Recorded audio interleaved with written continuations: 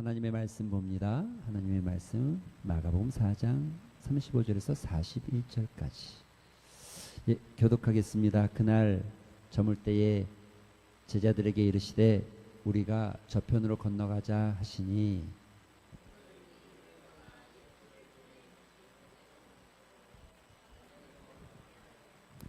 큰 풍랑이 일어나매 물결이 배에 부딪혀 들어와 배에 가득하게 되었더라.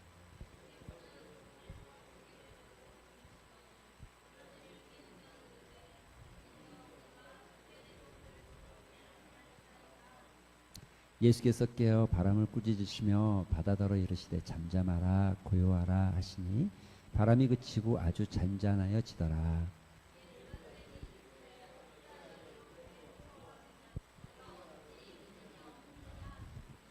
같이 봅니다. 그들이 심히 두려워하여 서로 말하되 누가 누구에게 밤과 바다도 순종하는가 하였더라. 아멘. 이거 울림 하울림 보라색 조금 내려주세요. 할렐루야, 할렐루야. 예, 오늘도 여러분 함께 하게 돼서 감사하고 떡이 굉장히 맛있고 또 식혜가 굉장히 맛있었습니다. 저는 식혜가 참 좋은 것 같아요. 식혜 언제 먹어도 늘 맛있는 것 같고 식혜는 역시 밥알이 있어야 되잖아요. 그렇죠? 밥알이 있어야 돼. 밥알이 맛있잖아요. 밥알이 없으면 또 우리가 식혜가 아닌 것 같은 느낌이 들어지죠. 인생에서 놓쳐버리면 안 되는 것들이 좀 있는 것 같아요.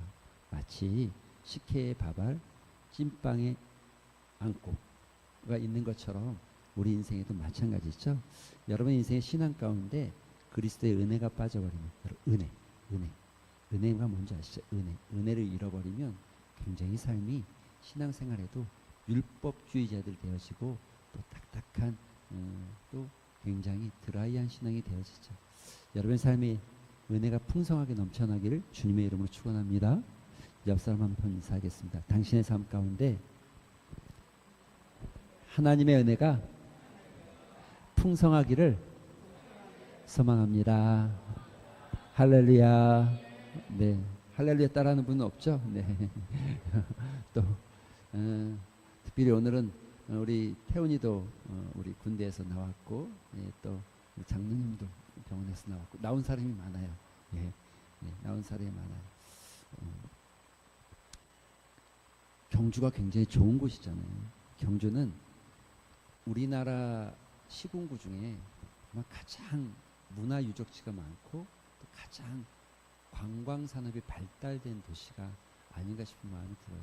그냥 도로 자체가 나무들이 아주 저희가 갔을 때는 이제 조금씩 단풍이 막 들기 시작하는데 일주일 지나면 정말 단풍이 잘 들겠구나 이런 생각이 좀 들어졌어요. 보문단지도 예쁘고 또 천년의 숲도 예쁘고 첨성대에 갔더니 국화와 핑크뮬리 아주 쫙 펼쳐져 있는데 아주 보기가 좋았습니다.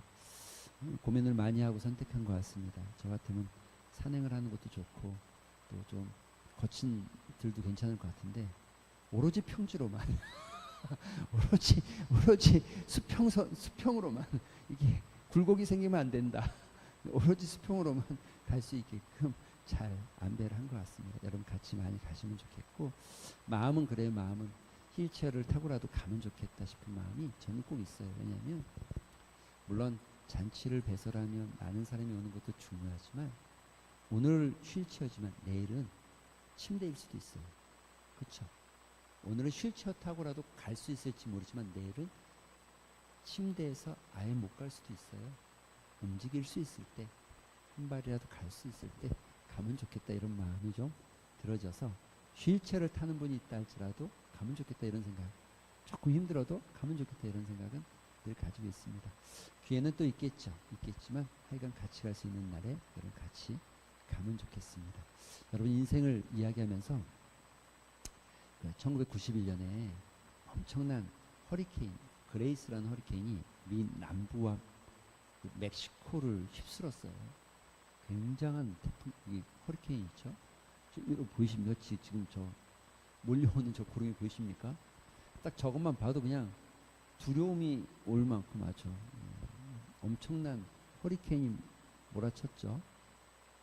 이게 옆으로 봐도 이렇습니다.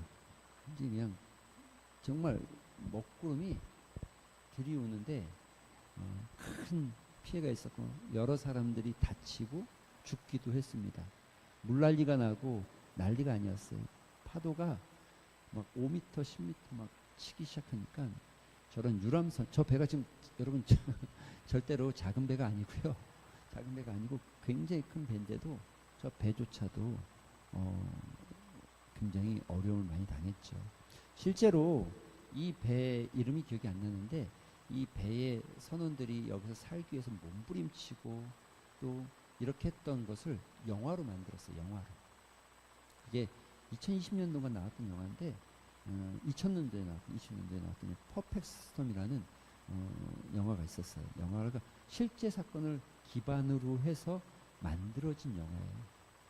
꽤 흥미진진했고 많은 친구들이 보았죠. 많은 사람들이 봤던 영화입니다. 그리고 이 여기에서 사용된 단어 중에 하나가 퍼펙트 스톰이라는 이 단어가 이때 시작해서 완전한 태풍, 피할 수 없을 만한 태풍, 피해갈 수 없는 어떤 위험이 닥쳐올 때 우리가 마치 관용어처럼 사용하는 단어가 되어져서 퍼펙트 스톰이라는 단어를 쓰기 시작했어요. 예를 들면 이런 거죠. 퍼펙트 스톰이 오고 있다 그러면 이거 이제 경제 지난 2000 몇 년도에 경제 때 우리나라의 퍼펙트 스톰이 몰려오고 있다 이런 표현을 뉴스에서 썼어요. 쓴 이유는 간단했어요. 지금 수입과 우리나라 수입과 또 수출이 울량해서 수입이 자꾸 늘어나는 데 비해서 수출의 길이 막혔고 그 다음에 금리가 올라가고 있고 또 달러가 올라가고 있는 상황에 이런 상황들이 되어지고 그러다 보니까 경제적으로 굉장히 어려움이 처해질 것이다 이런 예측을 경제학자들이 다 같이 말하면서 이런 표현을 쓴 거죠. 퍼펙트 스톰. 우리나라 경제에 퍼펙트 스톰이 오고 있다 이렇게 표현한 거예요. 완벽한 피해갈 수 없는 어떤 큰 태풍이 몰려오고 있다 이럴 때 퍼펙트 스톰이 온다 이런 표현을 쓰는 거죠. 그러니까 굉장히 그 큰 어떤 어려움이 올 때 보통 사용하는 단어입니다. 그런데 여러분 우리가 인생을 살면서 여러분의 인생에 이런 퍼펙트 스톰이 몰려오지 않으라는 법이 있습니까? 우리 삶에는 언제나 그래서 여러분 인생을 이야기하는 많은 단어들이 있지만 여러분 이런 명언들은 없어요. 세상에 인생은 즐거운 뱃놀이다 이렇게 말하는 사람은 어떤 유명한 사람이든 훌륭한 사람이든 이런 명언을 남긴 사람은 하나도 없어요. 인생은 뱃놀이다 이런 뱃놀이 꽃놀이 이런 얘기를 해본 적이 없어요. 인생은 다 뭐라고요? 뭐라고 얘기해요? 불확실한 황해이다. 고통의 연속이다. 인생은 고해. 고통의 바다다. 고해. 불확실한 황해이다. 이게 무슨 말이고? 이건 셰익스피어가 한 말이죠. 인생은 불확실한 황해이다. 그러니까 우리가 생각하고 계산했다고 해서 우리 인생이 우리가 생각하고 계산한 대로 되어지면 이건 솔직하게 여러분이 살아오면서 여러분이 생각하고 계산한 대로 여러분의 인생은 얼마큼이나 되어졌습니까? 50%만 되어져도 대단히 잘 맞춘 거죠. 안 된다는 걸 금방 알고 깨닫게 되어지고 우리가 그런 것들을 충분히 알 수 있죠. 그래서 인생은 늘 언제나 고통의 연속이고 불확실성의 연속인데 여러분 오늘 본문의 시작은 이렇게 시작합니다. 4장 35절에 그날 저물 때 제자들에게 이르시되 우리가 저편으로 건너가자. 예수님께서 제자들에게 이제 이쪽 바다에서 저쪽 편으로 건너가자라고 말씀하셨다는 거죠. 누가요? 예수님께서 이쪽에서 저쪽으로 건너가자. 예수님이 건너가자고 했지만 여러분 건너가는 거 한 가지 중요한 거 우리가 이야기를 시작하면서 설교를 시작하면서 한 가지 중요한 결론은 이겁니다. 순탄한 항해는 없다. 순탄한 항해는 없다.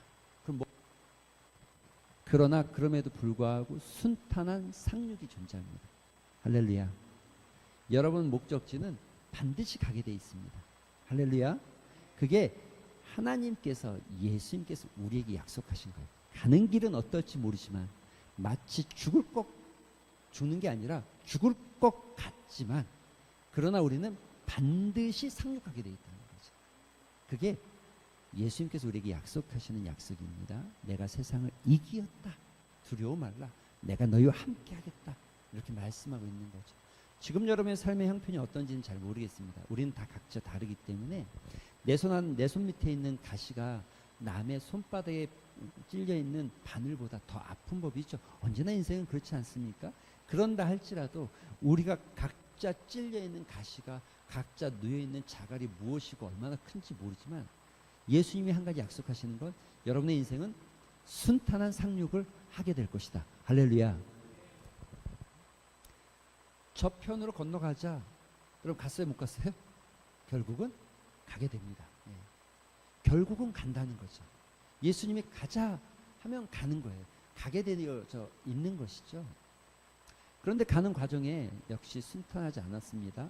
심지어 오늘 본문에 이렇게 말하죠. 예수를 배에 계신 그대로 모셨다는 거예요. 우리가 늘 착각하지 말아야 될 것.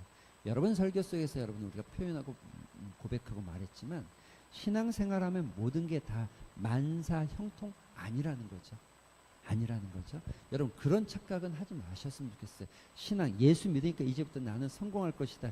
예수 믿었으니까 이제 나는 잘 될 것이다. 예수 믿었으니까 이제 나는 고생 끝 행복 시작 이런 결과를 말하지 않고 또 역시 이런 결과를 말하지 않는다는 건 여러분이 예수님을 믿는 이유와 목적과 그 믿는 동기도 여전히 내가 예수 믿고 성공하기 위해서 하나님의 축복을 누리기 위해서 하나님이 주시는 어떤 축복을 소유하기 위해서 예수 믿으시면 안 된다. 닭이 먼저입니까? 달걀이 먼저입니까? 예? 닭이 먼저예요? 달걀이 먼저예요? 왜요? 생물학적으로? 어떻게 해서?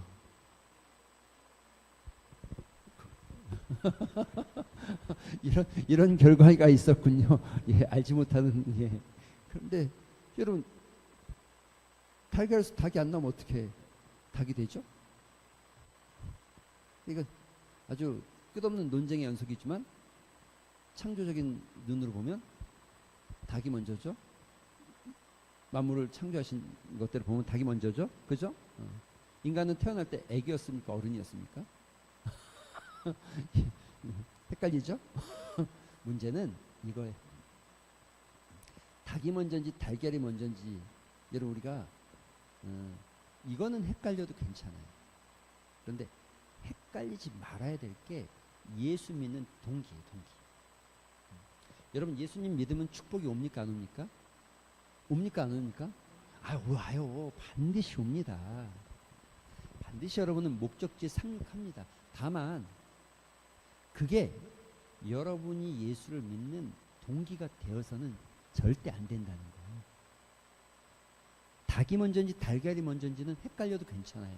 그런데 예수 믿는 동기는 헷갈리시면 안 돼요.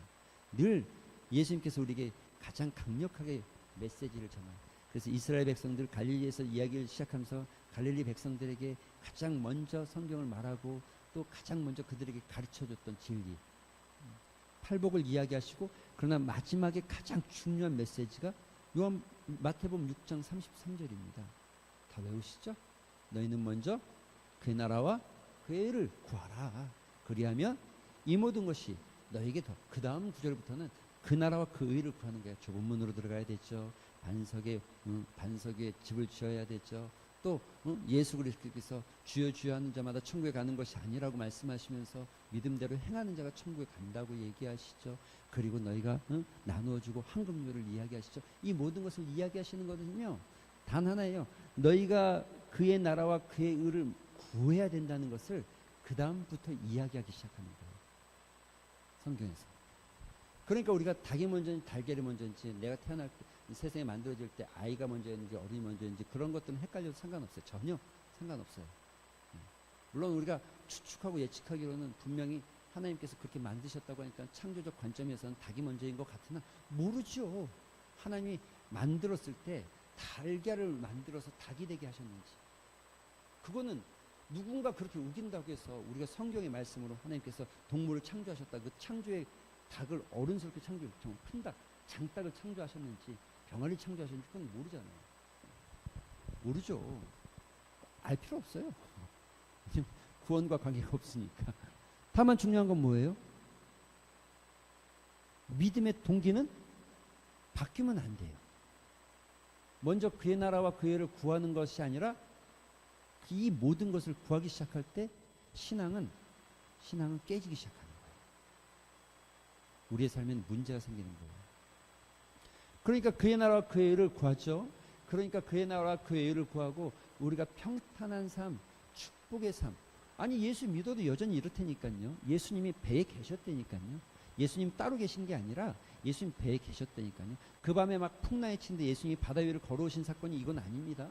바다 위에 예수님 걸어오니까 저게 무슨 누가 온다라고 누구십니까? 물었더니 나다 그랬더니 와 귀신이 아니고 예수님이네. 그럼 나도 좀 걷게 해주세요. 이런 사건이 아니라 이거는 예수님이 배에 있었다는 거예요.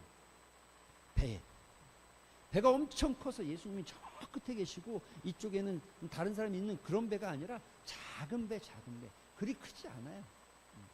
배에 있었음에도 불구하고 그 배에는 여전히 풍랑이 일기 시작했는데 여러분 이 큰 풍랑, 이 크다는 거는 영어로 메가톤입니다. 메가톤.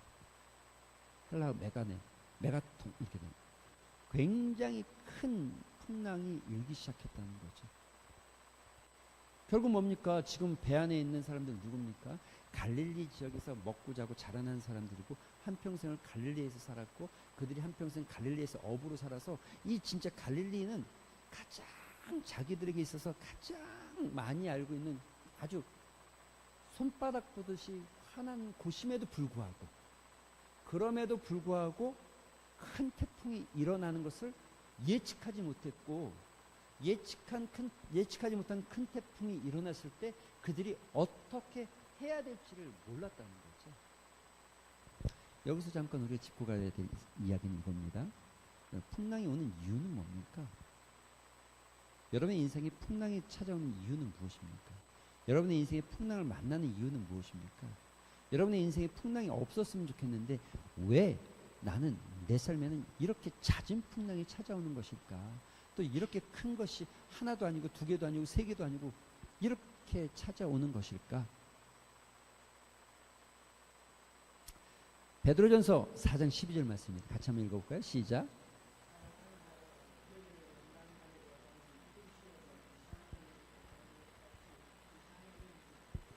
여기서 불시험이라고 말하면 불시험은 어떤 걸 말하는 거예요?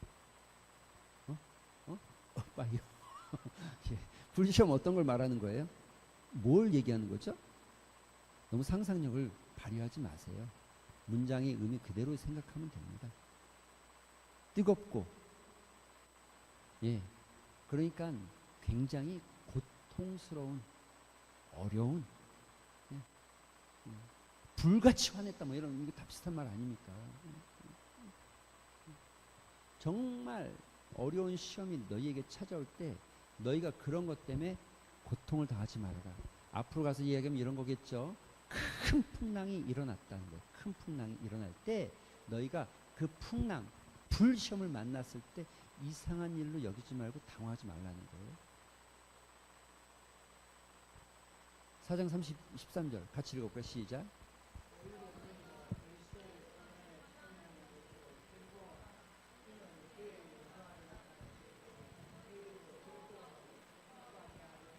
할렐루야.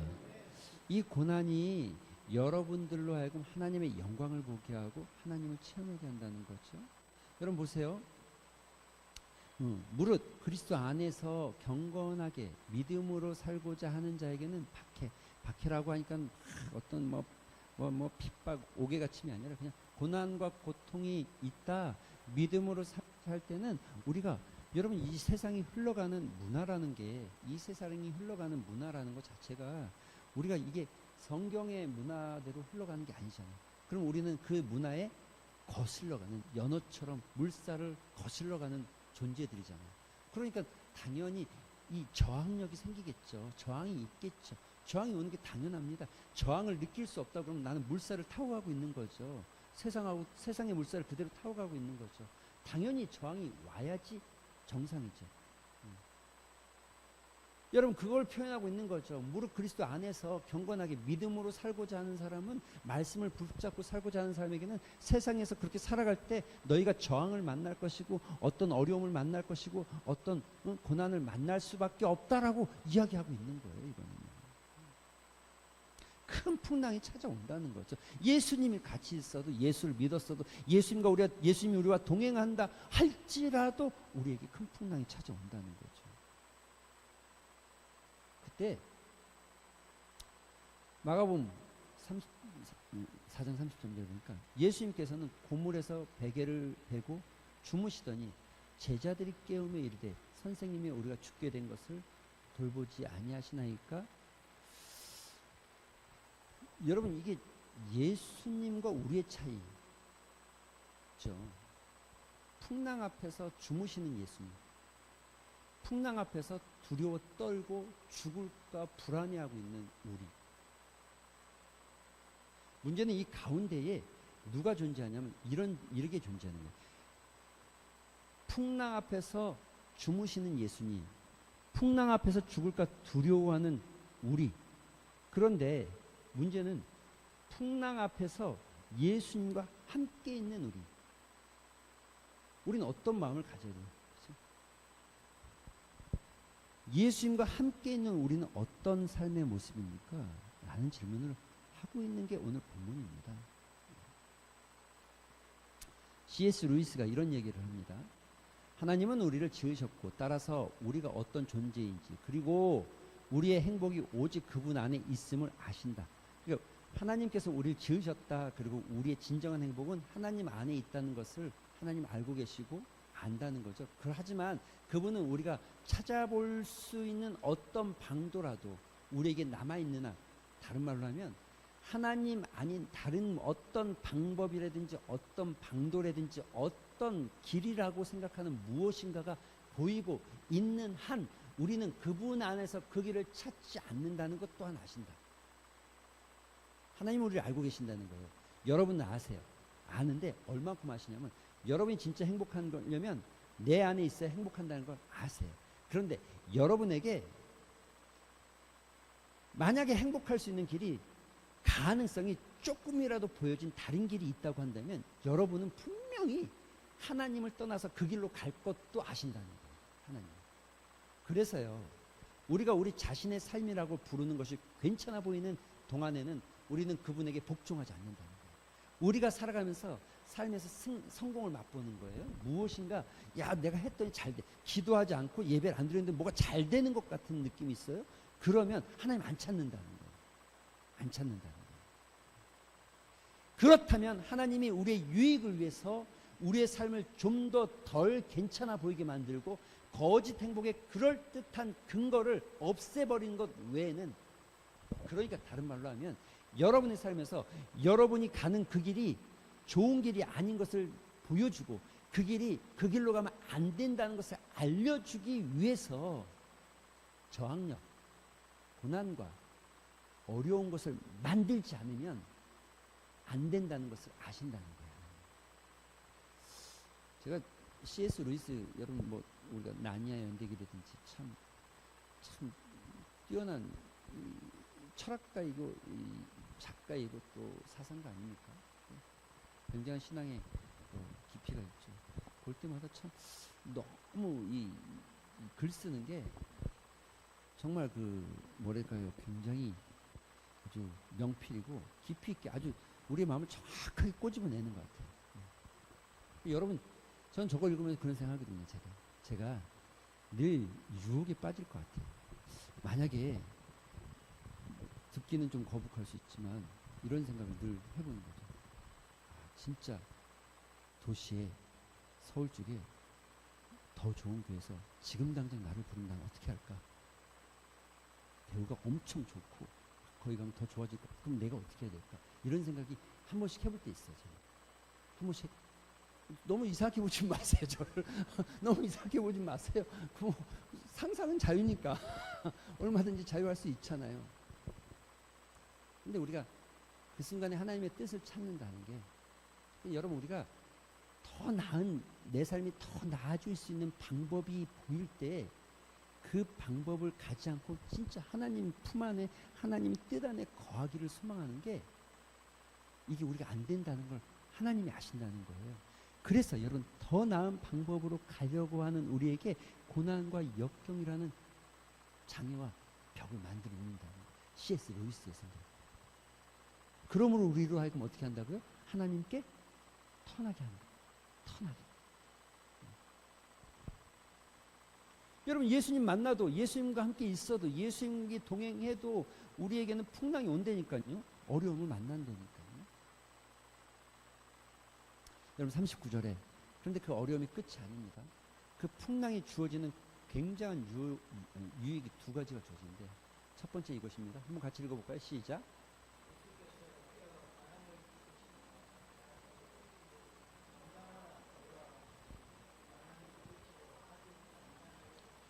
자, 예수님께서 야, 너희들 왜 이러냐 그러면서 일어나셨어요.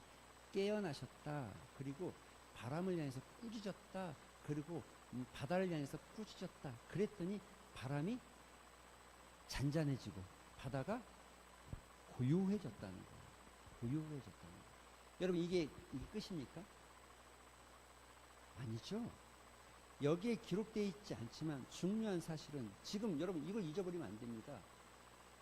예수님께서 주무실 때 제자들이 깨우면서 말하기를, 선생님, 우리가 죽게 된 것을 돌보지 아니하시나이까. 지금 그들의 마음은 매우 두렵고 불안하고 그들은 지금 굉장히 떨고 있죠. 바람과 바다만 고요해지고 잠잠해진 것이 아니라 이 일을 통해서 그들의 마음에 진정한 평화가 어떤 것인지를, 그래서 말하죠. 요한복음 16장 33절 같이 시작. 할렐루야. 뭐 한다고요? 평안을 누리게 하는 것. 하나님이 여러분 안에 진정한 평안을 주시고자 하는 것. 바람과 바다를 잔잔하게 하는 것에서 그치는 것이 아니라 여러분의 마음에, 그러니까 풍랑의 문제가 아니라 여러분의 마음이 잔잔하게 하는 것. 그럼 제가 이런 대화를 나누면서 나눴던 기억이, 여러분, 여러분의 삶에 자갈이, 여러분의 인생이 어떤 이런 작은 또랑 같은 대천, 하천이라고 하죠. 근데 물이 말랐어. 물이 말라가지고 발목도 안 와요. 그러면 물이 흘러가는데 작은 돌멩이가 있어도 물이 거기에 부딪히겠죠? 튀겠죠? 그럼 물길이 막히고 또 옆으로 돌아가야 되고, 조금 더 큰 것이 있으면 뛰어넘지 못하고 옆으로 가기도 하고, 옆으로 새서 흘러는 가요. 흘러는 가는데 계속 부딪히겠죠. 그런데 여러분, 물이 발목이 아니라 머리를 잠기고, 우리가 있는 이 예배당 높이만큼 이거보다 더 큰 물이 그 하천에 흘러간다고 생각해 보십시오. 요만한 자갈돌에 걸리겠습니까? 이만한 바위가 그 밑에 있다고 해도 물은 아주 잔잔하게 흘러갑니다. 물이 깊어지면, 은혜가 커지면, 문제는, 고난은 고난일 뿐입니다.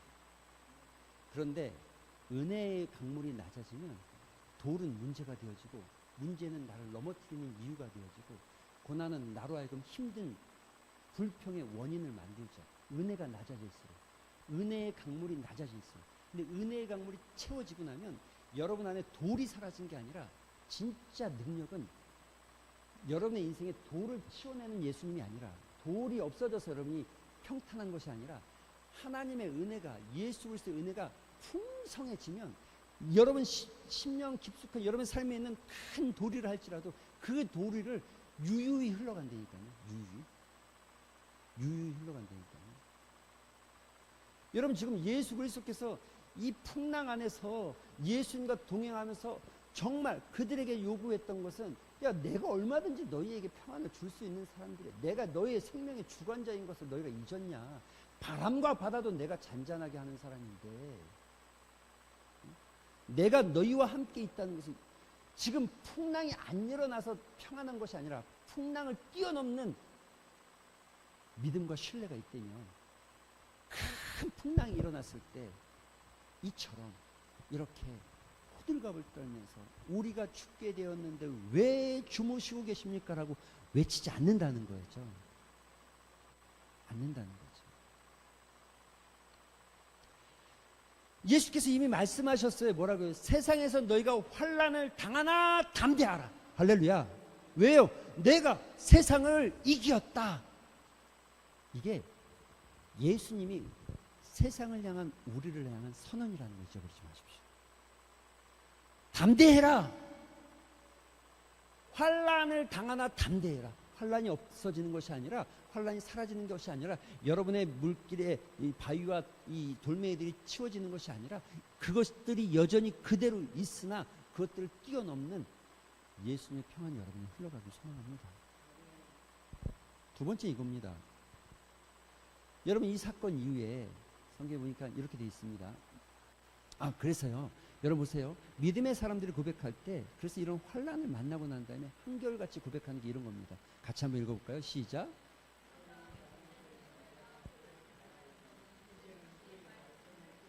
더욱 주의 말씀을 지킨다는 거죠. 71절 시작.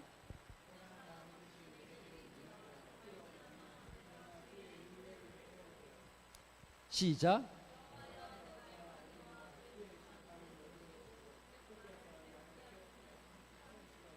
여러분, 하나님께서 여러분에게 고난을 허락해 놓은 것들은 여러분에게 힘들게 하기 위한 것이 아니라 유익함을 주기 위한, 여러분이 더 큰 은혜의 강물 안에 들어가기 소망하는 하나님의 숨겨진 동기가 있다는 것을 잊어버리지 마시기 바랍니다. 이 고난이 가져오는 두 번째 유익은 이것입니다. 자, 같이 읽어볼까요? 시작.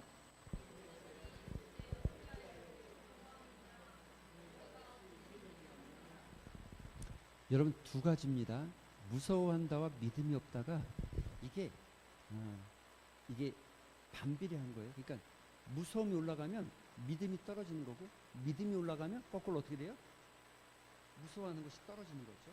무서워한다는 것의 반대말은 뭐냐면 평안을 잃었다는 겁니다. 그러니까는 믿음과 평안은 연결되어 있다는 것을 의미하는 거죠. 거꾸로 불신과 무서움, 두려움이 연결되어 있다는 것을 우리가 본문을 통해서 알 수 있죠. 그런데 우리가 이런 환난과 역경을 통해서 우리의 삶에 유익이 주어지는 것 하나는 이겁니다. 여러분, 41절 마지막 같이 시작.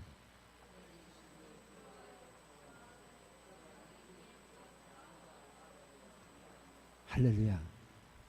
여기 이렇게 표현해요. 저 사람 누구야? 저분 누구야?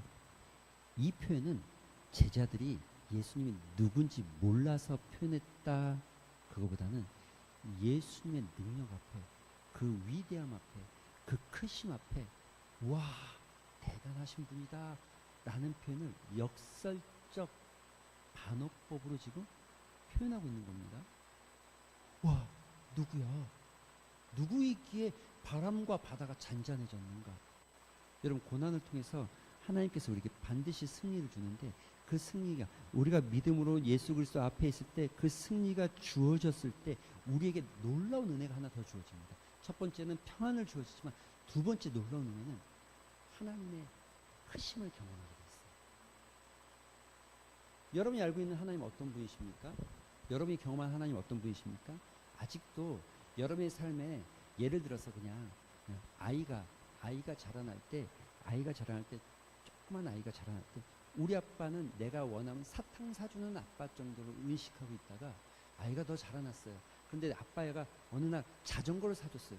우리 아버지는 나를 자전거까지 사줄 수 있는, 우리 아버지는 대단한 분이야 라고 생각하겠죠. 그렇게 경험해 가는 거죠. 마찬가지입니다. 여러분이 지금 여러분의 입술로는 이렇게 고백해요. 뭐야? 하나님은 전능하신 분이야. 그분은 천지를 창조하신 분이야. 그분은 우리 인생의 생사화복을 주관하시는 분이야. 그런데 그 고백이 여러분의 삶에서 언제 나타나냐, 언제 진짜가 되냐는 거예요. 언제? 고난이라는 것을 만났을 때, 그 고난을 믿음으로 이겨내기 시작할 때, 그러니까 그 고난을 통해서 여러분에게 주어지는 놀라운 유익은 하나님이 진짜 얼마나 큰지를 알게 되는 거예요. 여러분, 제자들이 예수님을 따라요. 그리고 메시아라고 고백하고 그분을 통해서 이 이스라엘이 회방되어지고 그분을 통해서 어떤 축복이 주어질 것을 알고 있었지만, 그러나 그럼에도 불구하고 배에서 예수님이 주무실 때 예수님은 흔들어 깨우면서 우리가 죽게 되는데 왜 가만히 있습니까? 라고 말하면서 예수님 깨우죠. 왜요? 아직 모르는 거죠. 뭘요? 예수님이 진짜 어떤 분인지, 진짜 어떤 분인지 모르는 거죠. 그래서 예수님께서 일어나서 바람을 잔잔케 하고 바다를 잔잔케 하고 나니까 제자들이 입에서 한결같이 고백하는 게 뭐냐, 와, 저분이 누구야? 누구시기에 바람과 바다가 순종할 수 있는 거지? 진짜 예수님을 알게 된 거예요. 진짜 예수님의 크기를 알게 된 거예요. 그럼 고난은요, 그래서 풍랑은 유익입니다. 큰 풍랑을 만날수록 우리는 하나님 앞에 더 큰 고백의 역사를 만드는 것이죠. 그 풍랑을 통과하고 나올 때, 그래서 그 순탄하지 않은 항해길에 상륙하는 순간 우리는 어떤 지점에 상륙하기 시작할 때 우리의 입에서 터져나오는 거, 와, 예수님이 누구시기에 우리를 여기까지 오게 하셨을까? 우리를 여기까지 인도하신 것일까?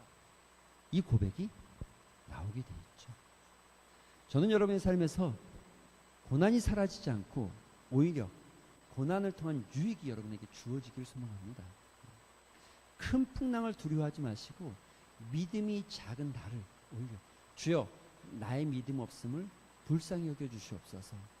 나로 하여금 믿음을 갖게 하여 주시옵소서. 여러분, 믿음이 없는 게 아닙니다. 제자들도 믿음이 있었습니다. 믿음이 있었지만, 그러나 그 믿음 정도가 아니라 더 큰 믿음, 더 큰 믿음을 주님이 요구하시는 것이고, 그들이 믿음이 없어서 꾸짖은 것이 아니라 작은 믿음에 가지고 있는, 그만큼 가지고 있는, 너희가 나를 요만큼으로 알고 있는데 나는 그게 아니라 이만한 존재라는 것을 믿게 하기 위한 풍랑. 여러분의 삶에도 그런 풍랑이 일어나게 되길 주님의 이름으로 축원드립니다. 오늘 말씀을 잠깐 묵상하는 시간 가지며 또 묵상하면서 우리 기도하는 시간 가졌으면 좋겠습니다. 사랑하는 성도 여러분, 그렇습니다.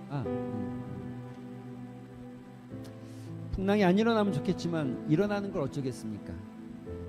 주님은 예수 믿는 사람에게도 풍랑이 일어나게 하십니다. 아니요, 오히려 때때로 더 큰 풍랑을 만나게 하십니다.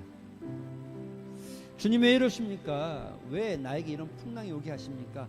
왜 나의 삶을 이런 풍랑의 한가운데로, 이런 퍼펙트 스톰 같은 풍랑의 한가운데로 나를 이끄시는 것입니까?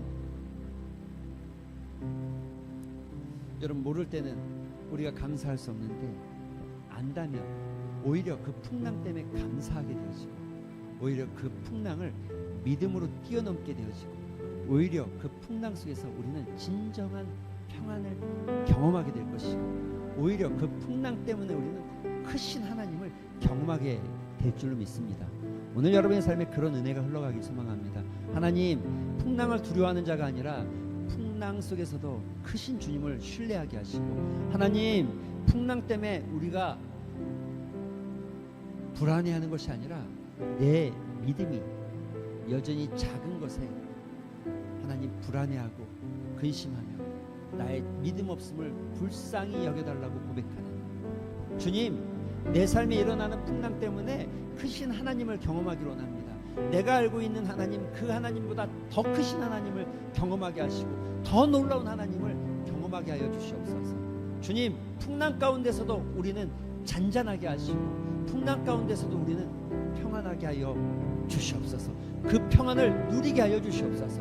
이런 믿음의 고백을 담아서 말씀을 묵상하고 또 말씀을 깊이 묵상하면서 잠시 한번 기도의 자리로 나아가겠습니다. 기도하겠습니다. 아버지, 감사합니다. 아버지 하나님께서 오늘도 우리의 삶의 현장에서 아버지 때때로 풍랑이 일게 하시고, 아버지 때때로 어려움을 만나게 하시고, 아버지 때때로 아버지 하나님 그 고난의 삶의 자리에 서게 하시는 것 아버지 하나님이시여, 아버지 하나님이시여, 그러한 순간순간들 속에서 아버지 하나님 친정 하나님을 의지하게 도와주시옵시고, 친정 하나님을 신뢰하게 도와주시옵시고, 친정 하나님 앞에서 소망합니다. 아버지, 크신 하나님을 믿게 하여 주시옵시고, 크신 하나님을 신뢰하게 하여 주시옵시고, 크신 하나님을 바라보게 하여 주시옵시고, 오로지 그 아버지 하나님 주시는 평안 가운데 아버지, 우리가 풍랑 가운데서도 아버지 고요함을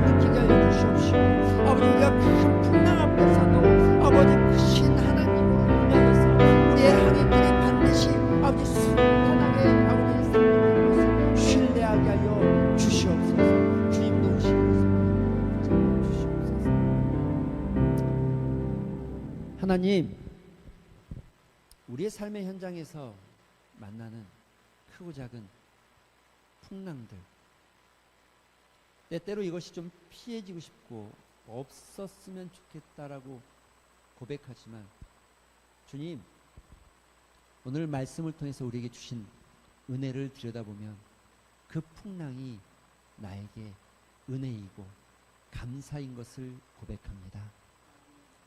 풍랑이 크다고 해서 두려워하지 않게 하여 주시옵소서.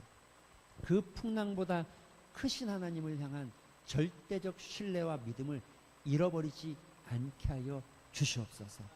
풍랑이 아무리 커도 하나님 그 풍랑 가운데 평안을 누리는 인생 되게 하시고, 그 풍랑이 클수록 더 큰 하나님을 경험케 되어지는 은혜가 있게 하여 주시옵소서. 주여, 우리의 믿음 없음을 불쌍히 여기시고 우리 심령 안에 예수 그리스도의 크심을 신뢰하고 믿고 순종하는 믿음 되게 하여 주시옵소서. 예수님의 이름으로 기도합니다. 아멘. 우리 구주 예수 그리스도의 은혜와 하나님의 넓은 사랑과 성령님의 감화 감동 교통하심이 오늘 인생의 풍랑 앞에서 두려워하는 것이 아니라 크신 하나님으로 인하여서 풍랑보다 더 크신 그 주님 때문에 오히려 그 풍랑 앞에 감사하고 기뻐하고 그것을 통해서 주어질 은혜를 소망하며 주님만을 신뢰하고 주님만을 따르기를 다짐하는 사랑하는 주의 백성들과 예배자들 가운데, 또한 새벽 이슬 같은 청년들 가운데 이제로부터 영원토록 함께 있을지어다.